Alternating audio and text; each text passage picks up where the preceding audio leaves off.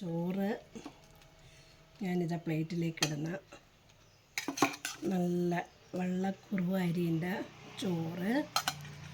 പിന്നെ ഇതാണ്ട ഇന്നലത്തെ കൈതച്ചക്കൻ്റെ പച്ചടി, അടിപൊളി കാളൻ.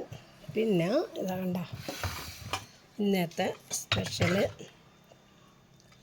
നല്ല മുള്ളൻ്റെ തേങ്ങ അരച്ച് വെച്ച കറി. ഇത് മുള്ളൻ പൊരിച്ചത്. ഇത് എനിക്ക് ആവശ്യമുള്ളത് മാത്രമാണ് എടുക്കുന്നത്. പിന്നെ ഇത് കണ്ടോ, മുള്ളൻ നല്ല പുളിയും തക്കാളിയും ഇട്ടിട്ട് വറ്റിച്ചെടുത്തിട്ട് വെളിച്ചെണ്ണ ആക്കിയതാണ്. നല്ല ടേസ്റ്റ് ഉണ്ടാവും. ഇത് മാത്രമേ വേണ്ടൂ ചോറിന്, വേറൊന്നും വേണ്ട.